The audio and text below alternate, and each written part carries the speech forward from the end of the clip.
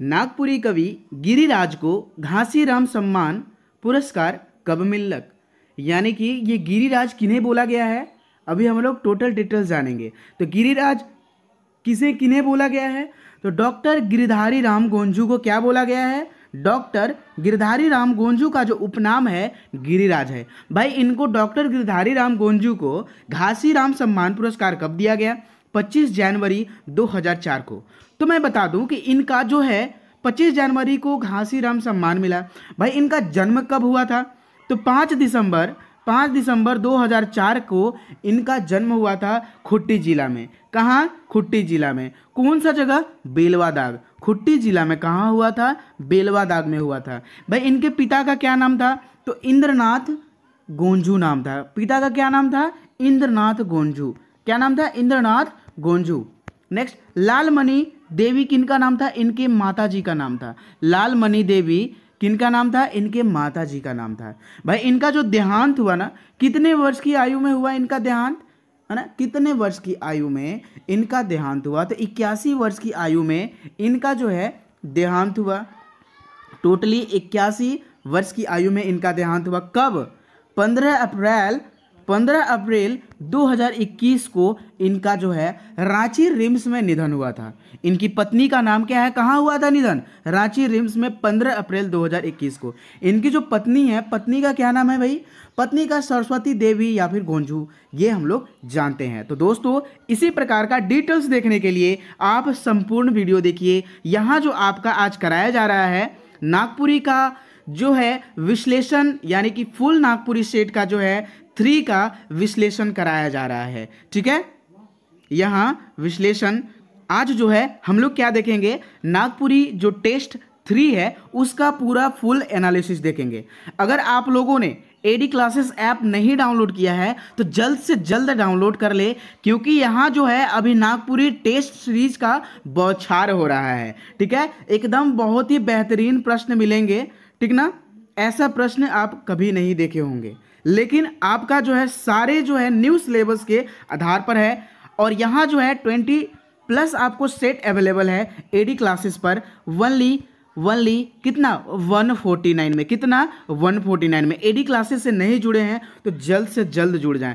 जो संपूर्ण course AD classes पे अभी मिल रहा है 399 में फुल कोर्स मिल रहा है। एक भी टॉपिक नहीं छूटा हुआ है। कितना, फुल कोर्स। ठीक है, फुल कोर्स, यहाँ कोई ठगा नहीं जा रहा है, क्योंकि टोटल वीडियो नागपुरी का कहाँ अपलोडेड है, यूट्यूब पर अपलोडेड है। कहाँ अपलोडेड है, यूट्यूब पर अपलोडेड है। अगर आप लोग को देखना हो तो यूट्यूब पर जाकर टोटल वीडियो आप देख सकते हो। कहाँ, तो यूट्यूब पर। संपूर्ण जो क्लास है फ्री है। झारखंड का भी सेट अवेलेबल है, झारखंड करंट अफेयर्स का भी सेट अवेलेबल है। तो अभी हम लोग चलेंगे नागपुरी टेस्ट सीरीज का टोटल फुल जो 100 क्वेश्चंस है उसका एनालिसिस एकदम डिटेल से जानेंगे भाई, है ना। तो चलिए, जो पहला प्रश्न है, पहला प्रश्न क्या है कि विवृत नागपुरी व्याकरण में विवृत व्यंजन निम्न में से कौन है ना। विवृत व्यंजन निम्न में से कौन है भाई, तो देखिए यहाँ जो है आपका सही आंसर हो जाएगा आ। क्या हो जाएगा, ऑप्शन नंबर ए जो है क्या हो जाएगा आंसर, आ होगा। विवृत, भाई विवृत का मतलब क्या होता है, तो आप लोग को ये सबसे पहले जानना जरूरी है कि विवृत का मतलब क्या होता है। तो विवृत का जो अर्थ होता है वो जीभ के नीचे से जिसका उच्चारण हो, दो ना, जीभ के नीचे से जिसका उच्चारण हो वो क्या कहलाता है, विवृत व्यंजन। तो निम्न में से विवृत व्यंजन कौन सा है, आ है ना। ऑप्शन नंबर ए सही हो जाएगा। चलिए नेक्स्ट क्वेश्चन की ओर चलते हैं। नागपुरी भाषा व्याकरण कर अर्धमाला यानी कि वर्णमाला में, दूसरा नंबर प्रश्न क्या कहता है, नागपुरी भाषा व्याकरण कर वर्णमाला में अर्ध प्रसृत ध्वनि कर संख्या कितना है। अर्ध प्रसृत ध्वनि कर संख्या कितना है भाई, तो 1 है ना, 1 है। अभी तक आप लोगों ने जो नागपुरी का मैराथन क्लास है, 5 घंटे का मैराथन क्लास कराया गया है। ठीक है, वो नहीं देखे हैं तो अवश्य देख लेंगे। 5 घंटे का मैराथन क्लास संपूर्ण नागपुरी है, जिसका जो है लिंक डिस्क्रिप्शन में आपको दे दिया गया, आप जरूर देख लेंगे। ऐप का भी लिंक डिस्क्रिप्शन में दिया गया, ऐप भी डाउनलोड कर सकते हैं टेस्ट लगाने हेतु, है ना। और यहाँ देखिए 5 घंटे का 1300 MC का प्रैक्टिस सेट है। 1300 MCQ प्रैक्टिस सेट आपका सिर्फ व्याकरण का है। तो एकदम टोटल देख लेंगे, है ना, एक भी टॉपिक को नहीं छोड़ा गया है। उड़ीस कौन लिंग कर उदाहरण है के? उड़ीस कौन लिंग कर उदाहरण है के? तो उड़ीस जो है कौन लिंग कर उभयलिंग। भाई उभयलिंग किसे कहते हैं? जो स्त्रीलिंग और पुल्लिंग दोनों की तरह जो व्यवहार होता है उसको क्या कहते हैं हम लोग? उसे हम लोग उभयलिंग कहते हैं। ठीक है। बेलिंग किसे कहते हैं? तो बेलिंग जो संसार की सभी निर्जीव वस्तुएं बेलिंग में आते हैं। अगर आपसे पूछ दे कि ये जो मोबाइल है ना, मोबाइल कौन सा लिंग कर उदाहरण है के? तो आप क्या बोलिएगा? मोबाइल कौन सा लिंग का उदाहरण है के? तो ये भाई बेलिंग है। जितने भी संसार के पलंग कौन सा है, तकिया कौन सा है, बुक कौन सा है, तो जितने भी सारे निर्जीव वस्तुएं आती हैं वो बेलिंग के अंतर्गत आती हैं। ठीक है, कंफर्म है ना। चलिए, स्त्रीलिंग और पुल्लिंग को आपको समझाने का जरूरत नहीं है क्योंकि आप पहले ही ऑलरेडी ये सब जानते हैं, है ना। चलिए, ये जो आपका एनालिसिस है आपको कैसा लगता है ये कमेंट सेक्शन में जरूर कमेंट करेंगे। और देखिए, मैं आप लोग को सभी को स्टूडेंट्स को जो भी प्रिपरेशन कर रहे हैं एडी झारखंड क्लासेस के द्वारा स्टैटिक प्लस टोटल संपूर्ण फ्री कराया जा रहा है। आप जल्द से जल्द एडी क्लासेस के साथ जुड़े, संपूर्ण क्लास करा दिया गया है फ्री ना। जो पीडीएफ खरीदना चाहते हैं वो 399 उनके लिए फी है। ठीक है। और जो भाई जो अवेलेबल या एलिजिबल नहीं है, जो पैसा फी जिनके पास नहीं है, वो आप वीडियो देखकर, संपूर्ण क्लास फ्री है, आप वीडियो देखकर नोट्स बना सकते हैं। तो भाई जो और भी उभयलिंगी जो है ना, जैसे छौआ, आदमी, मूसा, भैंस, ये सब सभी लिंग जो है उभयलिंग कर उदाहरण है के। ठीक है। जो उभयलिंग किसे कहते हैं? जो स्त्रीलिंग और पुल्लिंग दोनों की तरह व्यवहार करता है वो उभयलिंग कहलाता है। तो ये बात तो समझ में आ गया। तो ये चीज़ आप याद रखेंगे, ये चीज़ बार बार आता है प्रश्न। ठीक है, ये चारों आप याद कर लेंगे, है ना। चलिए, चौथा नंबर प्रश्न है, देवल में से कौन नागपुरी उपसर्ग है के? है ना। देवल, निम्न देवल में से कौन नागपुरी उपसर्ग है के? तो ये अध है। ठीक है, अध है जो क्या है? उपसर्ग है। उपसर्ग किसे कहते हैं? तो उपसर्ग उसे कहते हैं जो आगे यूज होता है, जो आगे वाला पॉइंट को हम लोग लेते हैं उपसर्ग, प्रत्यय यानी कि पीछे। ठीक है, ये एक देहाती ट्रिक जिसको बोलते हैं ना, वो है ट्रिक ना। प्रत्यय यानी कि पीछे वाला लेंगे हम लोग और ये उपसर्ग है आगे वाला लेंगे, है ना। चलिए नेक्स्ट, निम्न में से पांचवा नंबर प्रश्न क्या कहता है भाई?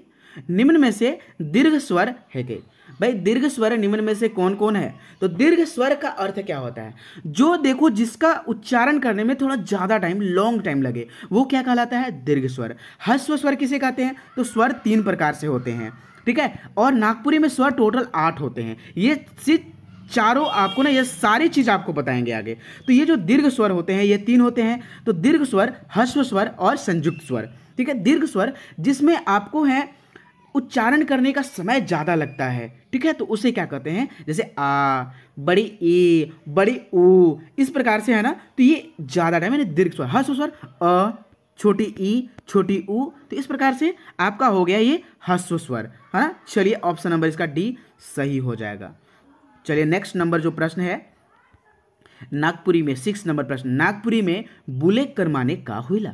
नागपुरी में बुलेक कर माने का हुईला? तो बुलेक कर जो माने होता है वो टहलना होता है। ठीक है, बुलेक कर माने क्या होता है? टहलना होता है। एकदम इसे आप रट लेंगे, है ना। जितने भी सारे प्रश्न यहाँ टेस्ट सीरीज कराए जा रहे हैं वो एकदम भी इंपॉर्टेंट है, क्योंकि यहाँ जो है एकदम total ditto new Nagpuri syllabus के अनुसार सारे क्लास यानी क्वेश्चंस को इस क्लास में कवर कराया जा रहा है। ठीक ना।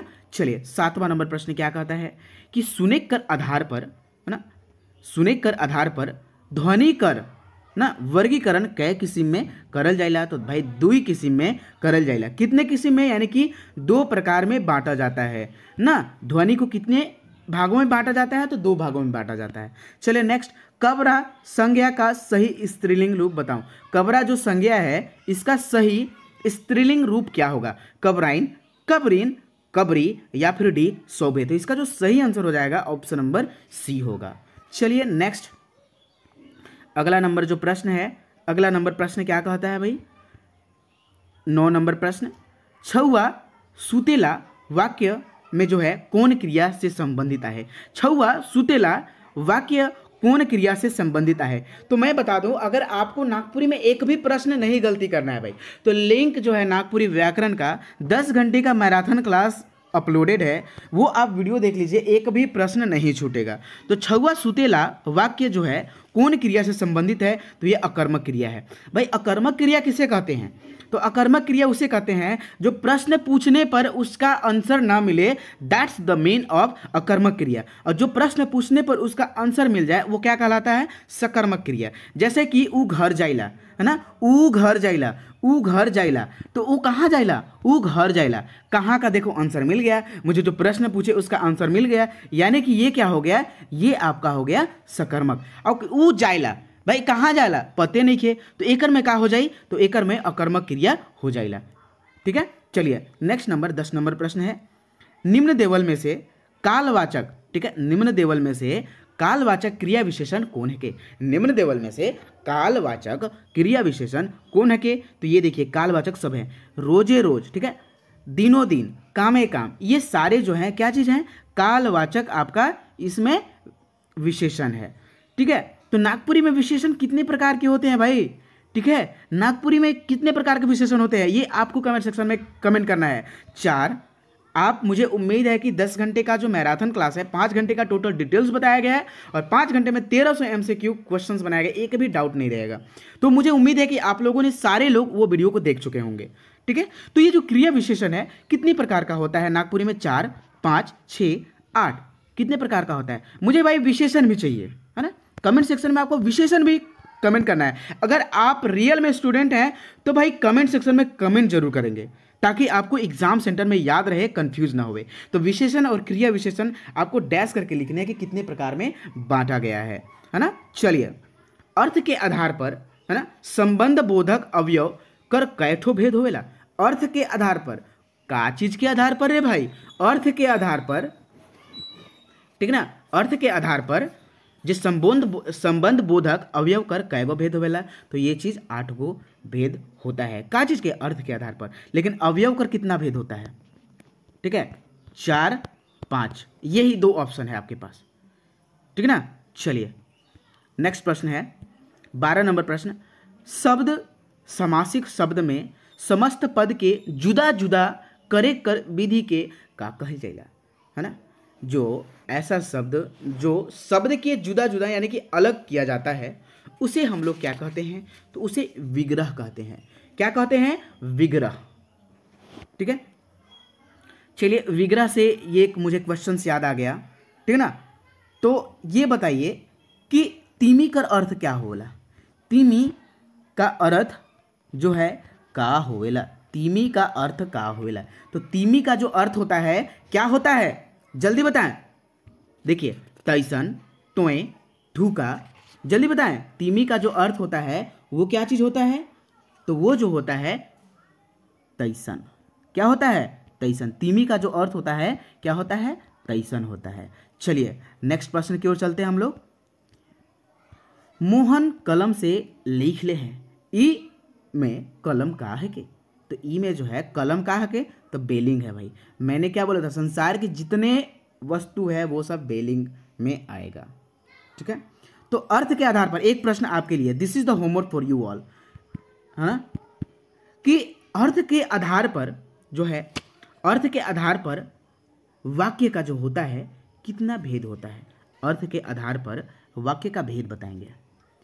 अर्थ के आधार पर अर्थ, ठीक है, अर्थ, नागपुरी में अर्थ का अर्थ होता है। अर्थ के आधार पर वाक्य का कितना भेद होता है? जल्दी बताएंगे, ठीक ना। चलिए तब तक हम लोग ये प्रश्न देखते हैं। तो नागपुरी में कई तरह के कारक कर व्यवहार हो ही ना, है ना। तो कितने तरह का नागपुरी में कारक का व्यवहार होता है? 8।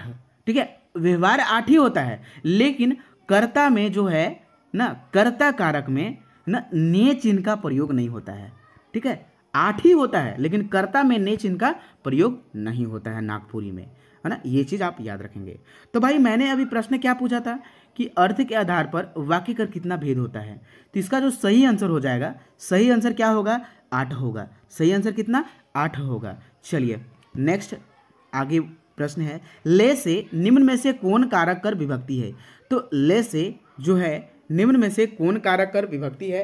तो ये जो है आपादान, कारक कर। ठीक है, मैं आपसे ये बता दे रहा हूँ कि जितने भी कारक है ना उसके विभक्ति चिन्ह आप याद रख लेंगे, क्योंकि विभक्ति चिन्ह से बहुत सारे प्रश्न आते हैं और विभक्ति चिन्ह आपको याद रहेंगे तभी आप क्वेश्चन को भी सॉल्व कर सकते हैं। लोकधुन कितने प्रकार में बांटल गया के? तो लोकधुन का कितने भाग में बांटल गया के?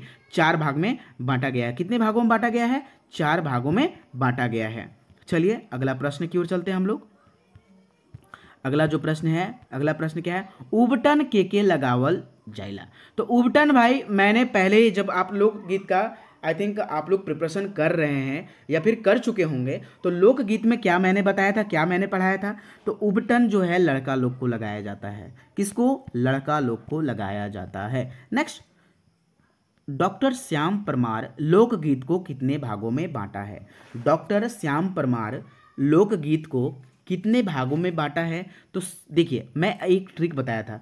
परमार, डॉक्टर जो है श्याम परमार, प से परमार और प से 5, प से परमार प से 5, प से परमार प से 5, प से परमार प से 5। ठीक है, परमार 5, परमार 5, परमार 5। ठीक है, याद तो कंफर्म हो गया होगा। तो यानी कि डॉक्टर श्याम परमार लोकगीत को कितने भागों में बांटे हैं? 5 भागों में बांटे हैं। ठीक है, चलिए नेक्स्ट नंबर जो प्रश्न है 19 नंबर प्रश्न, राम नरेश त्रिपाठी ग्राम गीत का वर्गीकरण कितने श्रेणी में कर ले है? तो ये जो है राम नरेश त्रिपाठी 11। यही सूर्यकरण पारिक कितने भागों में बांटा है? सूर्यकरण पारिक जो है ये लोकगीत को कितने भागों में बांटा है ना? तो सूर्यकरण पारिक 29 भागों में बांटे हैं। कितने भागों में? 29 भागों में। कितने भागों में बांटे हैं? तो 29 भागों में बांटे हैं। चलिए नेक्स्ट आपका जो प्रश्न है 20 नंबर प्रश्न है ना? और ये टेस्ट आपको कैसे लग रहे हैं, कैसा लग रहा है, आप जल्द से जल्द कमेंट सेक्शन में कमेंट करेंगे। 20 नंबर प्रश्न है, एक हरिया झिंग फुलिया पहिल सांझा गीत केकर भेद आहे? एक हरिया झिंग फुलिया पहिल सांझा गीत केकर भेद आहे? तो ये जो है जनानी झूमर का ये भेद है। झूमर कितने प्रकार के होते हैं? ठीक है, नागपुरी में झूमर का भेद कितना होता है? तो 3 होता है। कौन कौन सा? जल्दी बताएं। जनाना झूमर, जनानी झूमर, बंगला झूमर। ठीक है, नेक्स्ट, थकान उतारने का नृत्य संगीत कौन है? निम्न में थकान उतारने का नृत्य संगीत कौन है? ठीक ना, कौन है? तो ये भिनसरिया जनी झूमर जो है आपका थकान उतारा जाता है। ताली पीट कर इसमें गायन होता है, मतलब बहुत सारे चीज होते हैं।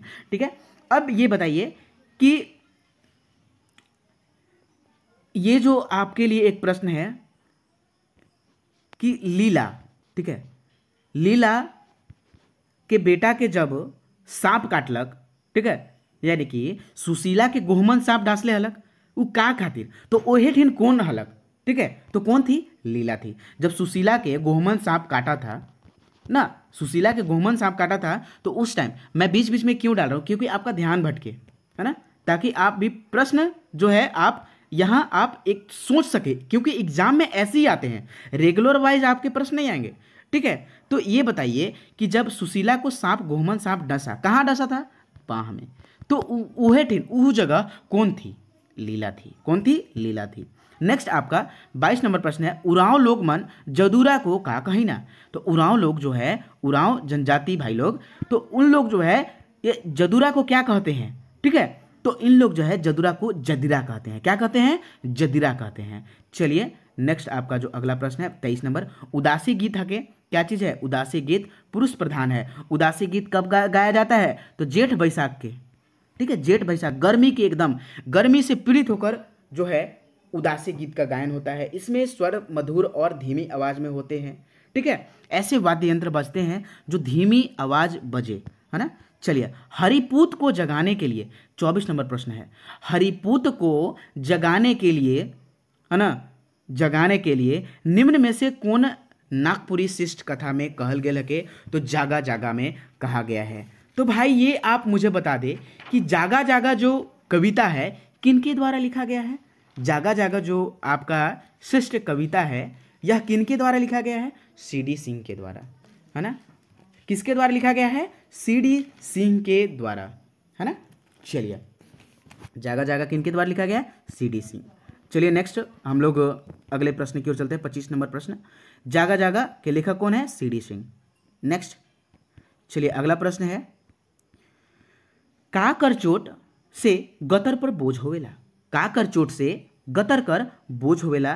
तो पाप कर चोट से गतर यानी कि शरीर पर बोझ होवेला, यानी कि पाप जब हम करेंगे ना तो वो जो पाप का जो बोझ है वो हमारे गतर पर होगा, शरीर पर होगा। इसलिए हम लोग सभी को पुण्य करना चाहिए। ऐसा कोई भी कार्य ना करे अपने लाइफ में, चाहे आप स्टूडेंट हो चाहे आप स्टूडेंट ना हो, अगर आप ना ऐसा कोई भी कार्य ना करिए जो किसी को दुख पहुंचे, ठीक है। भगवान भी आपका हेल्प करेगा।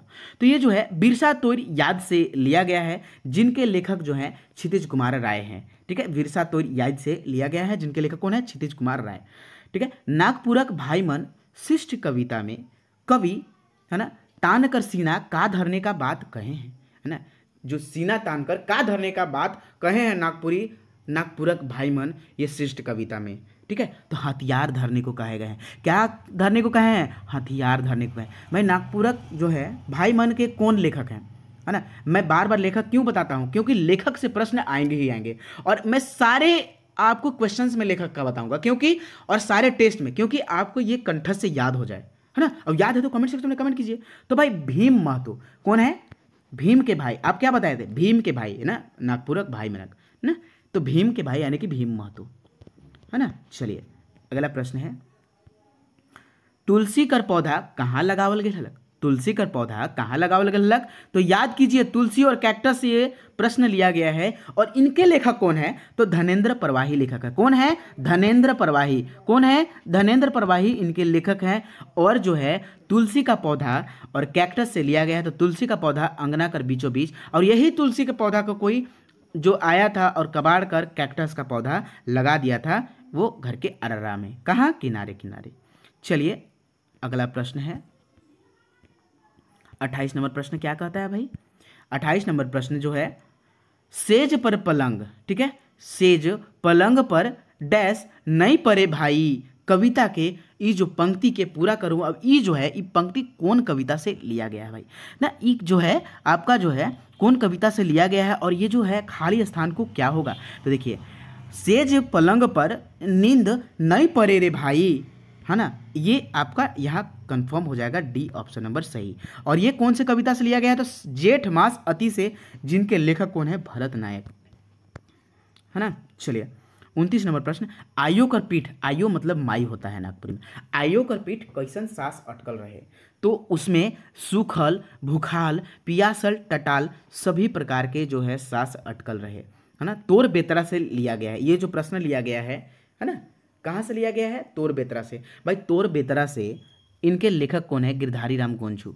और ये आप मुझे बताइए कि गिरिराज की माता का क्या नाम था, माता का नाम बताइए कमेंट सेक्शन में। लंबा लंबा का बाकिया है, लंबा लंबा 30 नंबर प्रश्न है, लंबा लंबा का बाकिया है। तो भाई लंबा लंबा क्या बाकी है आपका, है ना, तो घटाव, जोड़, गुना ना, ये सारी चीज़ है आपके। चलिए और ये जो प्रश्न लिया गया है कहाँ से लिया गया है, नवा सालक नवा गीत, जो नवा सालक नवा शिष्ट कविता के जो लेखक हैं वो कौन है, कुमारी बासंती। चलिए अगला प्रश्न है, गांव कर सांझ का लखे होवेला, गांव कर सांझ का लखे होवेला, तो बांझ लखे होवेला, ऑप्शन नंबर इसका बी सही हो जाएगा। जो है ये इनके लेखक हैं, जो यानी कि गांव कर सांझ के जो लेखक हैं कौन है, पांडे रविंद्रनाथ राम। नेक्स्ट जो प्रश्न है, मुल्क भारत का रचनाकार के है कई, तो ये जो है अजीज अंसारी जी हैं। अजीज अंसारी के लेख जो लिखे हैं, ये न्यू नागपुरी सिलेबस के अनुसार जो नागपुरी जो शिष्ट कविता है वो कौन लिखे हैं, यानी कि मुल्क भारत अजीज अंसारी के द्वारा लिखा गया है ना। चलिए 33 नंबर प्रश्न है, जगत जननी कविता कर अनुसार यमराज से की निहार लय, है ना, जगत जननी कविता कर अनुसार यमराज से कौन निहार लाई, तो ये सावित्री, सती सावित्री, यानी कि जो सावित्री ही ना अपना जमराज से भी लड़ने अपना पति को बचाने के लिए चली गई थी। तो ये जो है जगत जननी से लिया गया है, और जगत जननी के जो लेखक हैं शकुंतला मिश्र हैं, ठीक है। तो इसका सही आंसर क्या हो जाएगा, ऑप्शन नंबर सी, कि जमराज से लड़े कौन निकल गई थी, सावित्री निकल गई थी।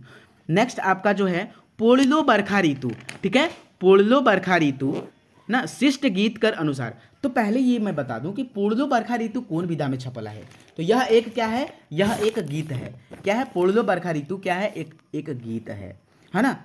तो इसमें आप बताइए कि इस गीत में पद कितना है, ये आप कमेंट सेक्शन में कमेंट करिएगा, ठीक है।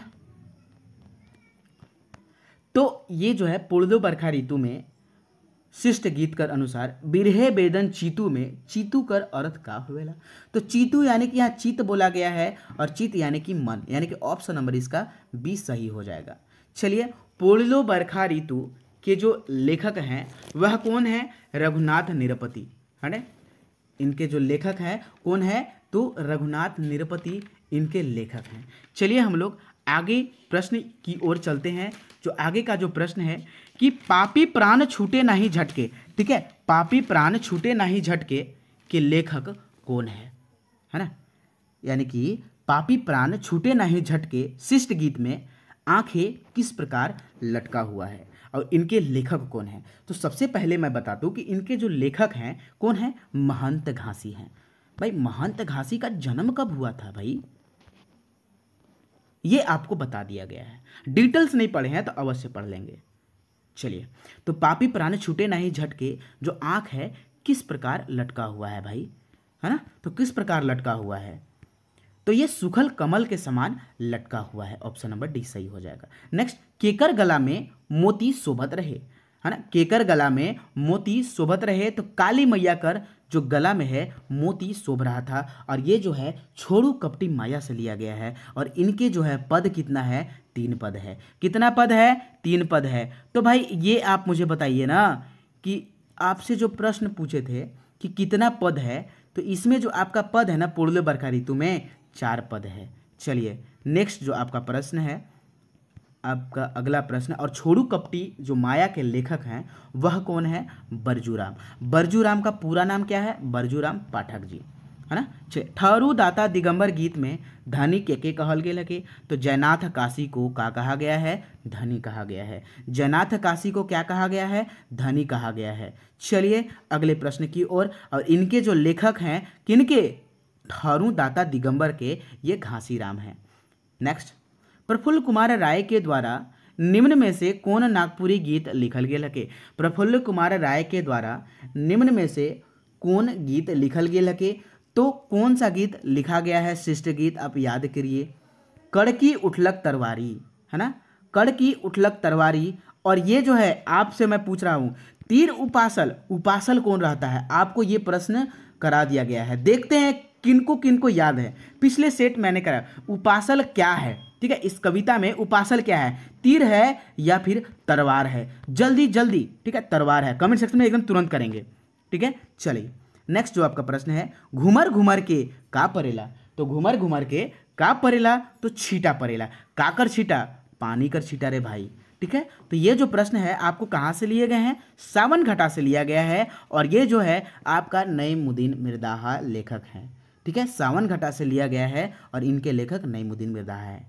तीर और तलवार देख के कौन कौन कायर लखे भागेला। तीर और तलवार देख के कौन कौन कायर लखे भागेला। तो शोषक डाकू और धन कर लोभी दोनों मन ई देख के तलवार और तीर भागेला, ठीक है। चलिए अगला प्रश्न है। अगला प्रश्न क्या कहता है? 41 नंबर प्रश्न जो है, ये जो है आपका जो प्रश्न आज़ादी खातिर कविता शिष्ट गीत से लिया गया है, जिनके लेखक रणविजय नाथ सहदेव हैं। उमड़ी गगन घन घमंड, उमड़ी गगन घन घमंड भाई कौन विधा में छपला है? तो यह एक प्रकार का क्या है? गीत है। क्या है? गीत है। ऑप्शन नंबर बी इसका सही आंसर हो जाएगा। भाई उमड़ी गगन घन घमंड, ठीक है, में पद कितना है? 4 पद है। इनके लेखक कौन है भाई? तो कंचन जी हैं। कौन है? कंचन जी हैं। कौन है? चलिए, और इनके लेखक कौन है? कंचन जी। नेक्स्ट चलते हैं हम। केकर बात सुनी के दुर्योधन क्रोधित होलक। केकर बात सुनी के दुर्योधन क्रोधित होलक। तो ये अर्जुन कर बात सुन के जो है दुर्योधन क्रोधित होलक, तो यानी कि ऑप्शन नंबर इसका सी सही हो जाएगा, ठीक है। चलिए, अर्जुन कहत बिचारी के ये जो है शिष्ट गीत से लिया गया है, जिनके लेखक जगनिवास नारायण तिवारी जी हैं। छटपट करी छटपटा, 43 नंबर प्रश्न क्या है? छटपट करी छटपटा तलपत मही परिनाथ वासुदेव रक्षया मोहि करे, ई पंक्ति कौन गीत से लेवल गेल है? तो ये जो है ई पंक्ति कौन गीत से आपका लिया गया है? तो सही आंसर हो जाएगा संवत 65 साल। ठीक है, और इनके जो लेखक हैं संवत 65 साल के कौन है? दृगपाल राम देवघरिया। कौन है? दृगपाल राम। ये अगले प्रश्न की ओर चलते हैं हम लोग। कमल कुंज की रचनाएं निम्न में से कौन नागपुरी कवि के द्वारा लिखल गेलक है? कमल कुंज, ठीक है, कमल कुंज की रचनाएं किनके द्वारा लिखा गया है? तो दृगपाल राम देवघरिया के द्वारा लिखा गया है। जय झारखंड कर संपादक यह है। जय झारखंड कर संपादक कौन है? जल्दी बताएंगे। तो जय झारखंड कर संपादक कौन है? तो जय झारखंड के संपादक जो हैं बीपी केसरी हैं। कौन है? बीपी केसरी। ठीक है, चलिए अगला प्रश्न है। अगला प्रश्न है 45 नंबर। पंडरा के कैगो बेटा रहे? जो पंडरा है, पंडरा देखिए अभी कौन से कथा से लिया गया है? बिंजा से लिया गया है। ठीक है, तो पंडरा कौन था भाई? ये सारी चीज बताएंगे। पंडरा के पास जमीन बहुत कम था, गरीब था, जमीन भी बहुत कम था, गरीब भी था। तो पंडरा के कै गो बेटा रहे? तो 4 गो बेटा रहे। और ये जो रतिया था ना, जो सोहराई के दामाद बने, ठीक है, रतिया जो थे, रतिया ही पंडरा का बेटा ही रतिया था, जो सोहराई के दामाद यानी कि बिंजा का पति बना, यानी कि बिंजा से लिया गया। यह प्रश्न है। लेखक शारदा प्रसाद शर्मा है। बिंजा के लेखक कौन है? शारदा प्रसाद शर्मा। पंडरा जो है रतिया का बाप है, बाप का नाम है। ठीक है, और रतिया दामाद बनलक के कर? सोहराई के।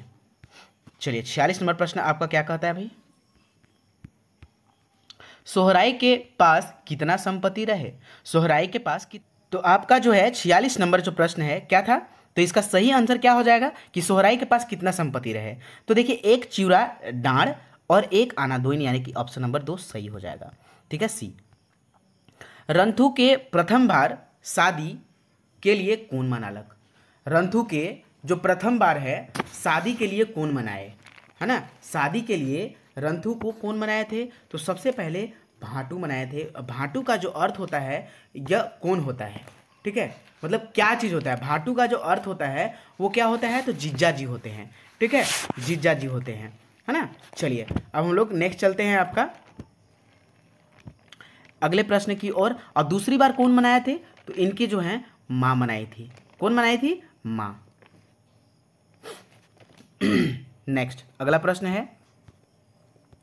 रंथु सिंह का अपन जायदाद केसर के नामे, जो रंथु सिंह है अपन जायदाद केसर के नामे कागज पर लिखकर कौन भाषा में कर ले? जो है मतलब कि ये जो है केसर का नाम, रंथु तो मरलक लेकिन वो जो केसर के नाम पे कर दिलक, लेकिन कौन से भाषा में वो करलक?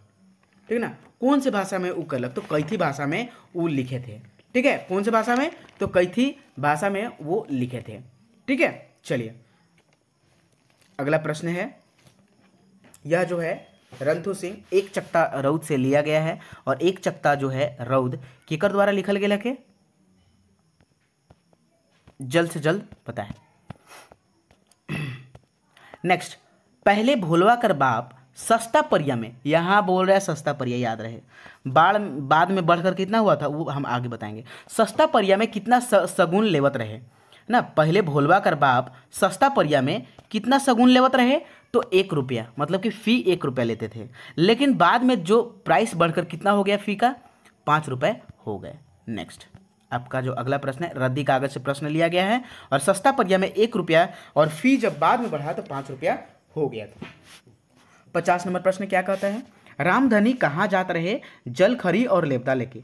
तो अंबाझारे जा रहे थे। कहाँ? अंबाझारे। नेक्स्ट, ये रद्दी कागज से लिया गया है, जिनके लेखक विश्वेश्वर प्रसाद केसरी हैं। ठीक है, विश्वेश्वर प्रसाद केसरी। और रामधनी अंबा लेके, मतलब कि अंबा झारे, है ना, अंबा झारे जलखरी और लेपदा लेके जा रहे थे। ठीक है, चलिए यहाँ भोलवा केकर गुण ना सीखे पारले? तो भोलवा जो है केकर गुण ना सीखे पारले? 51 नंबर प्रश्न। तो अपन बाप कर गुण ना सीखे पारले भोलवा। तो ओकर बाप का रहे? तो कविराज, यानी कि वैद्य। ठीक है, वैद्य, डॉक्टर। ठीक है, चलिए ईसा मसीह के जन्म होवल बाद, ठीक है, जन्म होवल बाद कहाँ सुतावल गेलक? तो ये पूरा कर चरनी, और चरनी कर जो अर्थ होला का होला? डिसना, यानी कि बिछावन। क्या होता है? डिसना यानी कि बिछावन। क्रिसमस कर सांझ से लिया गया है। नेक्स्ट, निरल कै गो मोमबत्ती जलालक क्रिसमस के सांझ में ने, तो निरल कै गो मोमबत्ती जलालक, तो 10 गो मोमबत्ती जलाए थे। नेक्स्ट आपका जो है निरल कर बेटा कर का नाम रहे, मुन्ना नाम रहा था, ठीक है। और निरल कर जो इससे जो बड़ी थी पीटर थे या फिर रोजी दीदी थी। और ये जो है कौन से कहानी कर पात्र है कई निरल, तो ये जो है क्रिसमस कर सांझ से, ये क्रिसमस कर सांझ कर पात्र है कई कौन, निरल, है ना। निरल क्रिसमस कर सांझ कर पात्र है कई, और ये कुमारी बासंती के द्वारा लिखा गया है। नेक्स्ट 54 नंबर प्रश्न क्या कहता है, 54 नंबर प्रश्न है 54 नंबर प्रश्न, मुन्ना खातिर बंदूक के लाइन दे रहे, तो मुन्ना खातिर बंदूक के लाइन दे रहे, तो रोजी दीदी लाइन दे रहे, है ना। ऑप्शन नंबर डी सही हो जाएगा। चलिए नेक्स्ट शिष्ट कथा की ओर हम लोग चलते हैं।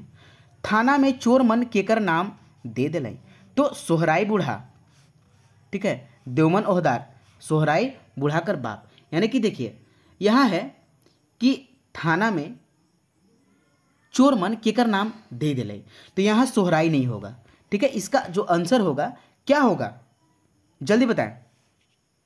मतलब कि जो ये आपका जो है इस कौन सी कहानी से लिया गया है क्वेश्चन, तो भोटांग डहर से लिया गया है, ठीक है, भोटांग डहर से। तो देखिए इसका जो हो जाएगा सही आंसर यानी कि ऑप्शन नंबर डी होता, यानी कि कोई नहीं, है ना। तो इसका जो है सही आंसर क्या हो जाएगा, ऑप्शन नंबर डी। मैं जानना चाहता हूं कि कौन से स्टूडेंट कंफर्म है, ठीक है। तो ये बताइए कि ये जो है इसका सही आंसर कौन सा हो जाएगा, ऑप्शन नंबर डी। तो भाई इसका आंसर क्या होगा, तो मंगरू का नाम फंसाया था जी, मंगरू का नाम फंसा दिया था। तो चलिए इनके जो लेखक है भोटांग डहर के पंचम साहू। मंगरी कर साधु जो है मंगरू कर शादी के लिए के जोड़ी ढूंढ ले, तो देवमन ओहदार, है ना। अब देवमन ओहदार कैसन आदमी रहे, चंठ आदमी रहे, और इसका जो है सारा नकली पेपर बनवा के मंगरू कर धन दौलत पूरा के लूट ले लेलक, तो देवमन ओहदार ही। सुशीला कर हरखा में विदा कर समय का रखलक, सुशीला लीला के हरखा में, ठीक है, विदा कर समय, हरका मतलब होता है दान दहेज, ठीक है, आचरा में, ठीक है, क्या चीज दान में दिए विदा होने के समय, तो लुगा और गहना वो दिए, ठीक है। चलिए लीला कहाँ रहते रहे, तो लीला कहाँ रहती थी, तो ऑप्शन नंबर इसका डी सही हो जाएगा, लीला नानी घर रहती थी, ठीक है। और ये जो है आपका ये सब जो आपके पात्र हैं कौन से कहानी कर पात्र है कई, ठीक है, ये जो है आपके कौन से कहानी कर पात्र है कई, तो ये आपका मनपूरन से लिया गया है, ठीक है। और ये जो है ना, ये आपको बता दूं कि जो लीला है, लीला के पापा जी का क्या नाम था, खीरोधर सिंह, ठीक है, क्या नाम था, खीरोधर सिंह। यानी चलिए वो जो आपका प्रश्न है 59 नंबर प्रश्न क्या है कि सीसी यानी कि सीबा कर बाप, ठीक है, सीबा कर बाप, है ना, सीबा कर बाप कैसे मोर गिलक, तो कुइया में गिर के वो मर गए थे, ठीक है। और ये जो सीबा का जो है भाई से लिया गया है, जिनके लेखक प्रमोद कुमार राय हैं, है ना। चलिए नेक्स्ट जो आपका प्रश्न है, सीबा कर कै गो छुआ रहे, तो 5 गो छुआ मन रहे, कितना, 5 गो, है ना, 5 गो। नेक्स्ट आपका कौन मांदी के पाई के नसीबगर बुझत रहे, तो रंथुआ नसीबगर बुझत रहे, ठीक है। चलिए अगला प्रश्न है, कमिश्नर डाल्टन कर सेना रांची में विद्रोह करके कौन जिला में जात रहे, तो जो है कमिश्नर डाल्टन कर सेना रांची में विद्रोह करके कौन जिला में जात रहे, तो रामगढ़ जिला जात रहे, ऑप्शन नंबर बी इसका सही हो जाएगा। चलिए अगला नंबर प्रश्न है 63 नंबर, क्या कहता है भाई, टेस्ट अवेलेबल है, टेस्ट अगर देना चाहते हैं तो एडी क्लासेस ऐप जल्द से जल्द डाउनलोड करें और सारे टेस्ट को आप दें। जय मंगल सिंह को डोरंडा छावनी कर पलटन लेकर निकलने के लिए किसने बोला था, तो ये पांडे गणपत राय जी बोले थे। नेक्स्ट आपका प्रश्न है 64 नंबर प्रश्न, चाईबासा और पलामू में खबर भेज देने के लिए किसने बोला 1857 विद्रोह के लिए, जो आगाह के लिए, है ना, विद्रोह करने के लिए, जो आगाह के लिए कि भाई विद्रोह करना है, कौन ये बोले थे, तो ये चाईबासा पलामू के लिए पांडे गणपत राय जी बोले थे, है ना। चलिए अगला प्रश्न है, डाल्टन को भागने के लिए कौन बोला था, कि भाई भाग जाइए, मतलब कि भागने के लिए कौन बोला, नादिर अली, पांडे गणपत राय और ये सब के डर से, विश्वनाथ शाही के डर से कौन भागने के लिए डाल्टन को बोला था, तो परगनैत बोला था। और डाल्टन शाबाश बहादुर डूर बोला था, ठीक है। डाल्टन जो है शाबाश बहादुर बोला था, है ना, याद रखिएगा। शाबाश हुजूर, सर्वनाश हुजूर, सर्वनाश कौन, यानी कि 86 नंबर प्रश्न है, सर्वनाश हुजूर, सर्वनाश कौन और, ठीक है, कौन और किससे बोला। सर्वनाश हुजूर, सर्वनाश कौन और किससे बोला, तो ये परगनाइट जो है डाल्टन से बोला था। चलिए अगला प्रश्न है, प्रफुल्ल कुमार राय कर जन्म कौन जिला में होलक, ठीक है। प्रफुल्ल कुमार राय कर जो जन्म है कौन जिला में होलक, तो इसका जो है आपका सही आंसर हो जाएगा गुमला जिले के पहाड़ बंगरू में। कहाँ हुआ था इनका जन्म, गुमला जिले के पहाड़ बंगरू में। भाई तो इनका जन्म तो यहाँ हुआ था, लेकिन ये जन्म कब हुआ था, ठीक है ना, तो ये जन्म कब हुआ था, जल्दी बताएं। इनका जो जन्म तिथि है विवादित है, ठीक है, यानी कि 2 जन्म तिथि, आपको दोनों याद रखने हैं, ठीक है ना। तो इनके जो है जन्म तिथि 8 फरवरी 1928 को हुआ था, है ना, और कोई 1932 बोलते हैं, ठीक है। तो और जो है इनके पिताजी का जो है इनका मृत्यु कब हुआ था, निधन कब हुआ था, तो इनका निधन जो है 7 फरवरी 1991 में हुआ था, 64 वर्ष की आयु में। चलिए नेक्स्ट, प्रफुल्ल कुमार राय किरानी का काम कौन ईस्वी में छोड़े, किरानी का काम कौन ईस्वी में छोड़े, तो 1945 में छोड़े थे, ठीक है। और 1945 में छोड़ने के बाद कहाँ ये सरकारी नौकरी करने चल दी थी, यानी कि 1945 में तो काम छोड़े, फिर कहाँ काम पकड़े, ठीक है, जल्दी ये बताएंगे। चलिए नेक्स्ट जो आपका अगला प्रश्न है, अगला प्रश्न क्या कहता है, निम्न में से कौन नागपुरी कवि सीता माई कर दुख कर कथा वनवास बेरा कर कथा कर सुंदर शैली में बखान कर ले है, तो मृत्युंजय नाथ शर्मा, है ना। मृत्युंजय नाथ शर्मा जो है यही सीता माई का बखान किए हैं। तो भाई मृत्युंजय नाथ शर्मा का जन्म कब हुआ था, 31 जुलाई 1922 को, 31 जुलाई 1922 को बिजुलिया रातों में। चलिए नेक्स्ट जो है प्रश्न, गीत आइश के कुछ काइल के निम्न में से कौन नागपुरी कवि कर रचना है, तो शारदा प्रसाद शर्मा कर रचना है, और इन्हीं को कवि रत्न कर उपाधि दिया गया। कवि रत्न का उपाधि किसे दिया गया है, इन्हीं को, भागलपुर, हाँ भागलपुर से इनका कवि रत्न का उपाधि दिया गया था, ठीक है। चलिए 72 नंबर प्रश्न क्या कहता है, इनका जन्म कब बताया भाई, 5 नवंबर, ठीक है, 5 नवंबर 1927 को। शारदा प्रसाद शर्मा का निधन झारखंड के कौन जिला में हुआ, तो रांची में हुआ था। अब भाई इनका जो रांची में हुआ, ठीक है, रांची में तो हो गया, और जन्म स्थान कब, है ना, जन्म स्थान कहाँ हुआ था, तो इनका भी जन्म जो है गुमला में हुआ था। कहाँ, गुमला में। नेक्स्ट, और निधन रांची में हुआ। अगला प्रश्न है 73 नंबर प्रश्न, उपेंद्र पाल नहन का किस गांव में निधन हो रहे, तो गोकुल नगर गुमला में हुआ था। ऑप्शन नंबर बी सही हो जाएगा, ठीक है। नहन जी के माता का क्या नाम था, तो यानी कि उपेंद्र पाल नहन, नहन यानी कि उपेंद्र पाल नहन, यानी कि नहन जी के माता का क्या नाम था, तो नहन जी के माता का जो नाम था, ये नाम था जनक नंदिनी, और इनका जो जन्म तिथि हुआ था, यानी कि जन्म जो लिए थे ये सहनी उपेंद्र पाल नहन कब लिए थे, 15 अक्टूबर 1930 को, कार्तिक मास कर कृष्ण अष्टमी को, ताराघुटू गुमला में। निधन कब हुआ था, 29, ठीक है, निधन कब हुआ था, 29 जुलाई 2021। नेक्स्ट, डॉक्टर बीपी केसरी यानी कि विश्वेश्वर प्रसाद केसरी का निधन कितने वर्ष की आयु में हुआ, है ना। डॉक्टर विश्वेश्वर प्रसाद केसरी का निधन कितने वर्ष की आयु में हुआ, तो ये 83 वर्ष की आयु में इनका निधन हुआ था। भाई कब, 14 अगस्त 2016 को। नेक्स्ट 76 नंबर प्रश्न, निम्न में से कौन नागपुरी कवि हिंदी में एमए और एमए में पीएचडी कर ले, ठीक है, हिंदी में तो डॉक्टर विश्वेश्वर प्रसाद केसरी। चलिए अगला प्रश्न है 77 नंबर, निम्न में से कौन नागपुरी कवि अनुमंडल पदाधिकारी रांची के ऑफिस में 1.5 महीना तक काम कर लें, तो नईमुद्दीन मिर्दाहा जी। नेक्स्ट 78 नंबर प्रश्न क्या कहता है भाई, 78 नंबर प्रश्न जो है आपका, नागपुरिया समाज का सचिव के चुनल गेल हके, तो नईमुद्दीन मिर्दाहा को चुना गया है। क्या चीज, नागपुरिया समाज कर क्या सचिव, नागपुरिया समाज का सचिव किसे चुना गया है, नईमुद्दीन मिर्दाहा को, है ना, नईमुद्दीन मिर्दाहा को।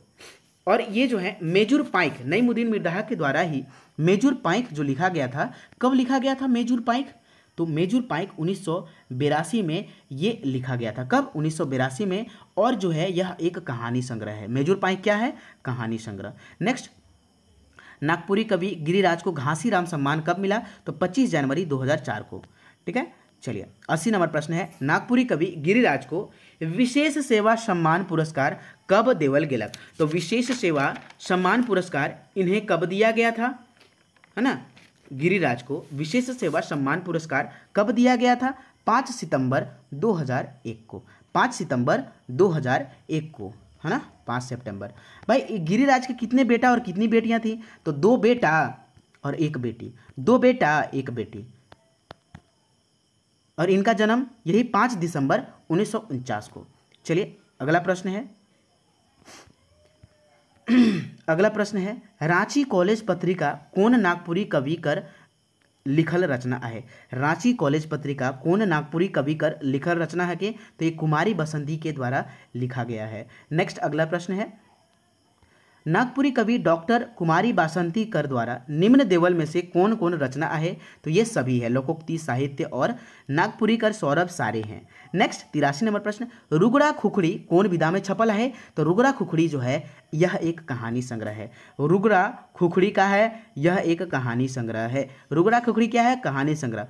उमड़ी गगन घन घमंड कौन विधा में छपल है? तो यह एक प्रकार का गीत है ना? क्या है? गीत है।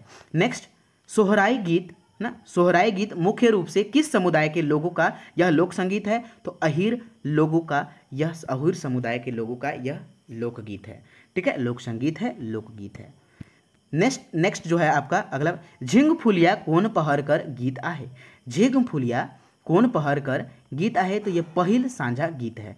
कौन गीत है? पहिल सांझा गीत है। नेक्स्ट, छड़ा कौन अंग कर गहना है के? छड़ा कौन अंग कर गहना है के? तो पैर कर ये छड़ा जो है गहना है ना? जैसे नथिया नाक में पहना जाता है, इन द सेम वे जो छड़ा कहाँ पहना जाता है? पैर में पहना जाता है। सरहुल और कर्म पर्व के अवसर पर निम्न में से कौन कौन वाद्य यंत्र नहीं बजावल जाएला? तो सिर्फ बीन नहीं बजाता है।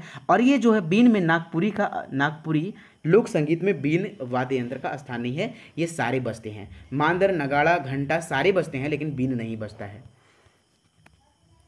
चलिए अगला है प्रश्न। अगला प्रश्न क्या कहता है, नागपुरी में अंतस्थ व्यंजन कितना होवेला? नागपुरी में अंतस्थ व्यंजन कितना होवेला? तो अंतस्थ जो व्यंजन होता है 4 होता है। और ये व्यंजन 4 कौन कौन से होते हैं? तो य, र, ल, व, एकदम रट लेंगे, अंतस्थ व्यंजन है ये। नागपुरी में तत्सम कौन है के? निम्न में से नागपुरी में तत्सम कौन है? 90 नंबर जो प्रश्न है, 90 प्रश्न जो है, निम्न में से नागपुरी में तत्सम कौन है के? तो यानी कि कार्य और युवती जो है तत्सम है। तत्सम नागपुरी में जो संस्कृत जैसा व्यवहार हो, उच्चारण में संस्कृत जैसा लगे, उसको हम लोग तत्सम कहते हैं। तद्भव हिंदी जैसा जो उच्चारण लगे, हिंदी। जन्माष्टमी कौन गीत है के? जन्माष्टमी कौन गीत है के? जल्दी बताएं, जन्माष्टमी किस प्रकार का गीत है? तो ये व्रत संबंधी गीत है। ठीक है, व्रत संबंधित गीत है। उदासी 92 नंबर प्रश्न, उदासी गीत में कौन कौन वाद्य यंत्र बाजेला? ठीक है, केंद्रा, टोहिला, बांसुरी, मुरली, सारंगी, बनम, यानी कि ऑप्शन नंबर डी सभी ये वाद्य यंत्र बजते हैं। 93 नंबर प्रश्न है, ई गछ में भूत मनक के बसेरा है के? वाक्य में ई कौन वाचक सर्वनाम है के? तो ई जो है कौन वाचक सर्वनाम है? निश्चय वाचक सर्वनाम है। ठीक है, वहीं 94 नंबर प्रश्न क्या कहता है भाई? 94 नंबर प्रश्न है कि लकड़ी कौन लिंग है? तो यह बेलिंग है। लकड़ी कौन लिंग है? बेलिंग है। नेक्स्ट, कंगन और चूड़ी खोजने 95 नंबर प्रश्न क्या कहता है? कंगन और चूड़ी खोजने राजकुमार चौथा बार केकर पास गेलक? तो जमदूत के पास। अगर आपको ऐसे ही लग रहा है तो इसे क्रम में सजाकर आप भेजिए। ठीक है, क्रम में सजाइए कि सबसे पहले किसके पास गए थे। ठीक है ना? तो सबसे पहले किसके पास गए थे? जल्दी बताएं। ससुर के पास, ससुर के पास। फिर चांद महाराज है, चांद महाराज गुरु बाबा, फिर जमदूत। हरिन बेटा छुआ का, यानी कि हरिन बेटा छुआ का कौन गछ के नीचे इंतजार, यानी हरिन बेटा छुआ का कौन गछ के नीचे इंतजार करती थी? तो महुआ गछ के नीचे वह इंतजार करती थी। बन हरिनी कर बेटा से यह आपका लोक कथा से प्रश्न लिया गया है। कुम्हार बेटा छोरा के लिए कौन खिलौना बनाया? नहीं ना, किस प्रकार का खिलौना? तो कुम्हार जो है बेटा छुआ के लिए कौन खिलौना बनाया? तो काठ का घोड़ा बनाया। तो ऑप्शन नंबर ए सही हो जाएगा। नेक्स्ट आपका जो प्रश्न है, राजा चोंचा और चराई को मारे गेलक तो का से टकरालक? ना, तो पेड़ से टकरालक। ऑप्शन नंबर सी सही हो जाएगा। ठीक है, चोंचा, चराई और राजा से यह प्रश्न लिया गया है। छोटकी के बेटा छुआ जन्म होने पर का बजवाए के लिए राजा बोलक, तो सोना कर घंटा बजाने के लिए बोले थे, है ना। का चीज़ बनाने के लिए? सोना कर घंटा। और देखिए दोस्तों, ये आपका लास्ट प्रश्न है और ये आप जरूर मुझे कमेंट सेक्शन में कमेंट करेंगे, क्योंकि मेहनत बहुत लगते हैं, ठीक है। ये जो टेस्ट हो रहे हैं, एक टेस्ट बनाने में बहुत मेहनत लगते हैं और इसे एनालिसिस भी करने में बहुत समय लगते हैं। तो दोस्तों, ये मेहनत कारगर हो, मैं यही भगवान से प्रार्थना करता हूँ और आप लोग सभी सफल हों, ठीक है। तो मैं ना कर बूट का में घुस गेल रहे तो काट कर दरार में घुस गेल रहे। तो दोस्तों, ये बताए आपका जो है यहाँ टोटल क्लास, यानी कि क्लास जो है टेस्ट नागपुरी फुल टेस्ट का जो है आपका एनालिसिस खत्म हुआ। अगर आप लोगों ने अभी तक एडी क्लासेस ऐप नहीं डाउनलोड किया है तो जल्द से जल्द डाउनलोड करें एडी क्लासेस पर फुल टेस्ट लगाने के लिए, और यहाँ आप नागपुरी का फुल कोर्स भी खरीद सकते हैं। जय हिंद, जय भारत।